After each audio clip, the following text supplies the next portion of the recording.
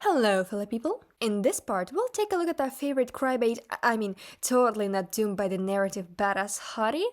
I love Pyrrha, she was made to be loved. That's the end of the sentence. And her entire character. With her design and personality immediately inviting people in, so even though we barely got to know her, she can still haunt the narrative and force grown men to start sobbing at any maple leaf. So our goal is simple. We're gonna make it even more painful.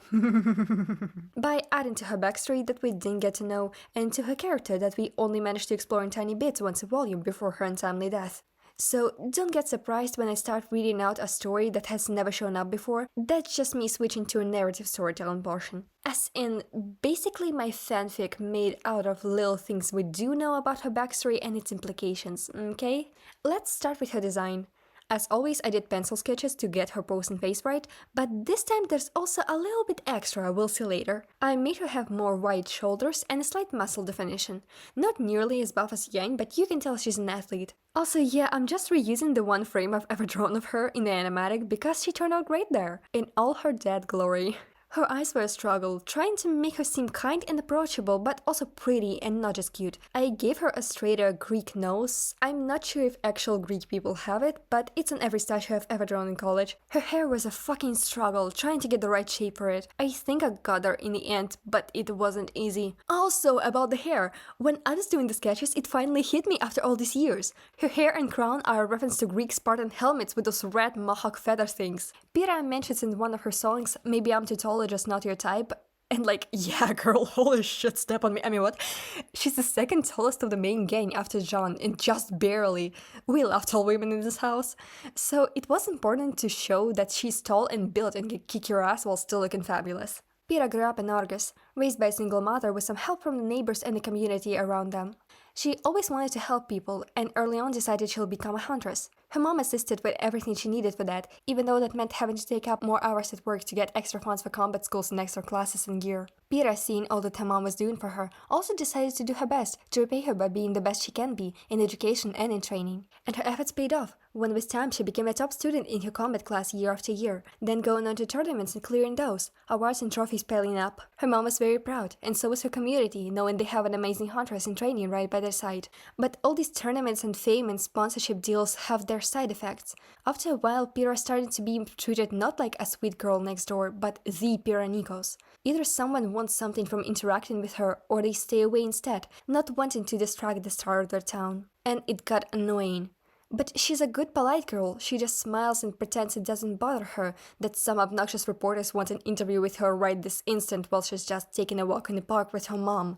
She can deal with it, it's no big deal. As long as she's making her mom and her community proud, as long as she can help others, it doesn't matter. So when time came to apply to one of the combat academies, she had a choice to make. Of course, the easiest way would be going to Haven. That's what everyone expects her to do. And that's the problem. She doesn't want her entire school life to be surrounded by cameras and worried glances of people trying to avoid her, thinking she's too great for them to be in her presence. Atlas would be much better, and the militaristic ways they're doing things doesn't exactly vibe with her idea of being a huntress. And Shade is too far and a bit too wild, so Beacon it is. As long as her mom is by her side on those decisions, she doesn't care how disappointed others might be in her choice. This is what she wants to do, and where she wants to be. Moving into the outfit, one thing that I for sure wanted to clarify was giving Pyrrha shorts. In some official art she has them, in some not. Which, girl, was her combat strategy just flashing her opponents if they aren't shorts under there? Come on. So here it's shorts with a skirt part over it and then the red sash. I also forgot about the pouches she has, so I had to add those later in the line art. Another struggle was the sash and trying to make it fold in a pretty way while also not dragging it on the floor too much or making the silhouette look weird. It's interesting with her ponytail and sash mirroring each other. I wonder what her choker is made of. It looks metal, but it bends? You could argue it's just her model clipping, but then she wouldn't be able to bend her neck or move it without scratching herself all the time. So either it's a fabric/leather made to look like metal, or it has a fabric lining under it so all the edges wouldn't shave her skin like crazy. Oh my fucking god, her armor! The nightmare! I think I got it in the end, but the struggle with it was so unreal. Speaking of armor, here's where the second page of sketches came in, just to give her new armor that she would wear in combat if she wants to. Because it feels in character that she would be more prepared than just walking around with her shoulders and tits out and an open midriff and thighs. Stylish? Sure. Practical for battle? Hell nah. Glinda did say that lockers store weapons and additional armor, and I think Pyrrha would have it for actual missions that involve Grimm or fighting to defend the school from some crazy fire bitch. I'm like no armored expert, so I tried my best. I gave her shoulder coverings, a chest plate made out of 3 separate pieces because boobs and some chainmail, and a leather belt. I didn't know what to do about her exposed thighs though, so that's gonna be her aura's problem. Now, I know some of you might be wondering, but how will the thing happen if she's wearing extra metal armor? Some of you might have already guessed just from me saying that, but those of you who didn't, we'll discuss it when we get to Follow Beacon. Now, do you think she and Weiss knew each other before? Since both are famous, just in different circles. Either way, Weiss acting more like a fangirl really tuned Pyrrha off. She knew she'd be recognized anyway, but genuinely hoped that at least in Vale people would be less focused on that and just let her be, not treat her like a celebrity. But seems like here too she'd have to be alone, no matter how approachable she tries to be. And not like she can let out her frustrations either, with all eyes on her. She knows the moment she speaks sharply or asks to be left alone, it will be all over media. So she just has to bottle up, wait it out. Well, until some silly boy flat out ignored her. The first person to not have any reaction to her being there, too focused on making a dumb pickup line at Weiss. She wonders if that's how it looks there from the side when people ask her for an autograph. But even after Weiss tries to explain, he still genuinely doesn't have a clue who she is. Not until that stupid collaboration with the cereal comes up, and now she's sure it's going to be all the glazing since she's a mascot for it. Gotta say something good about sponsors. But he hates it too? Wait, something to bond over? A new friend that doesn't try to get to know her just because she's famous? That's interesting, she wants to talk to him more, but they're interrupted. Guess she'd have to find this dork again during initiation then. She doesn't mind having him as a partner, it would be fun. At least it would be better than being stuck with a fanboy. As you might have noticed, I used the way as Queendom restructured the timeline of arriving to Beacon and the first meeting between Pyrrha and Jean. After rewatching it again recently, I really do like this version of events. It makes things flow together a bit better, and it removes the cringe of Jean trying too hard to make a move on Weiss, which really hurt his character in the eyes of people, as we discussed last time. Instead of an obnoxious bumbling idiot, here he is just silly and oblivious and thus more endearing. And it also gives us an early bonding moment for him and Pyrrha, them both hating pumpkin pit cereal, gives us something to find interesting about him and thus target him specifically as a partner. And that's among other things I'll be discussing after the timeline video.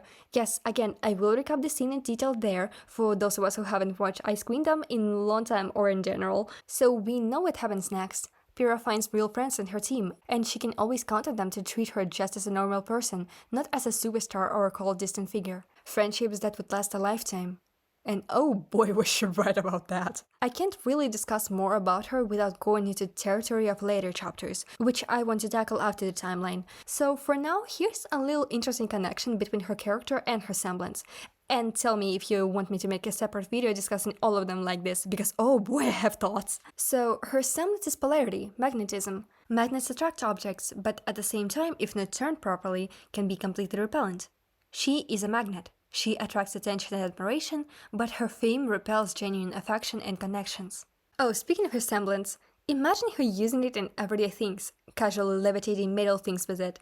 She says it's for practice, but actually she doesn't want to admit it's just her being lazy. She has a right to be lazy once in a while. Also, what if Nora tried to test the limits of Pyrrha's semblance, trying to lift her famous one-toy barbell off the floor with it? The crash with which it fell to the floor summoned Glinda immediately, but it was worth it. Also, imagine if Cardan's dorm is right under theirs, and Nora jokes that they should have just let it fall through the floor and crash him. Pyrrha can hold in her laughter after that visual. The first time in a while she was able to laugh openly and genuinely like this. I also like to think that Pyrrha is terrible at homekeeping.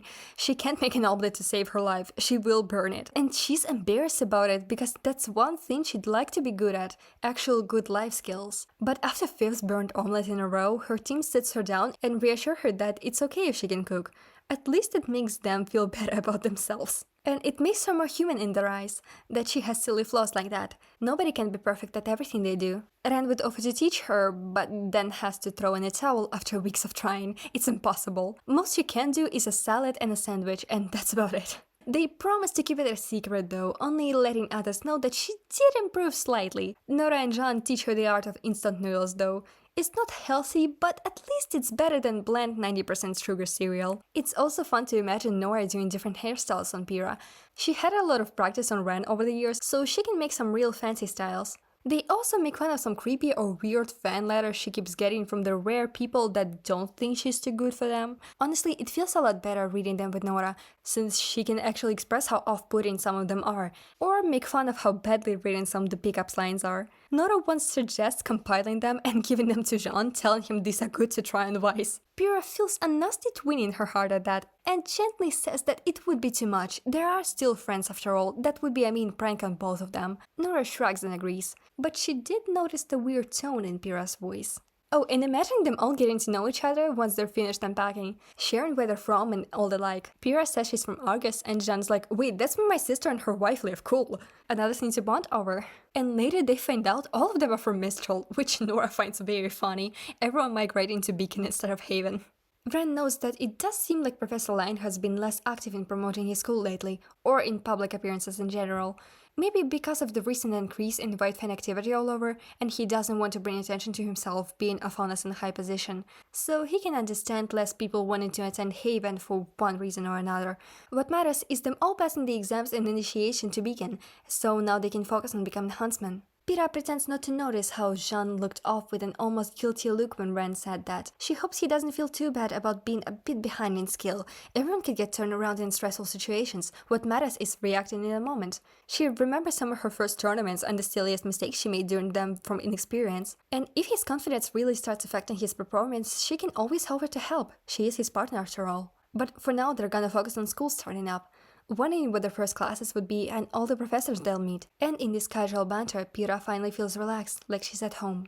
And that's Pyrrha for now. We will keep returning to little moments with her when story calls for it, but for now here we are. Next time we'll have a double feature, since Ren and Nora are still a package deal at this point, and there we'll have a big chunk of extra backstory that I hope won't read as a wannabe fanfic, but as something that could actually happen in the story under right circumstances. Also one of the first changes to a character, which I also hope to do justice to, even though it won't affect any of their current story, just a fun detail for the backstory. Now you have to watch the next part to find out what it is, and I'll see you on the other side. So, don't get surprised when I start reading out a story that has never showed up before. Блять, я это вчера написала, чё я не могу это... So, when time came to apply to one of the combat academies, she had a choice to make. Choice. Now that's ironic. Я даже не поняла, пока я это писала, прикольно получилось. Блин, я, по-моему, в прошлой серии, когда я про Жанна что-то говорила, там тоже что-то про выбор было. Блин. Будет прикольно. Так я посмотрю сейчас. Надо посмотреть, у Рена и Норы тоже, наверное, там есть что-то про выбор. Вот это будет прикольная тема такая. О, ирония. Moving to the outfit, one thing that was for sure to be Что за... One thing that was for sure to be clarified there... The fuck did I write? I'm not even gonna bother translating all of this, I'm just gonna make it commentary right in English. What the fuck did I write here? Moving into the outfit, one thing that was for sure to be clarified there was given Pyrrha short... What? The fuck did I write? What was I on when I was writing that? Okay, I need to retype that. Either way, Vice acting more like a fangirl really tuned Pina Colada. Instead of an obnoxious bumbling idiot, here he's just so silly. Imagine her just using it in everyday things, just casually levitating male things with it. Слово «паразит». Мне от этого just избавляться уже. Капец. Каждое полпредложения вставляю его. Фи.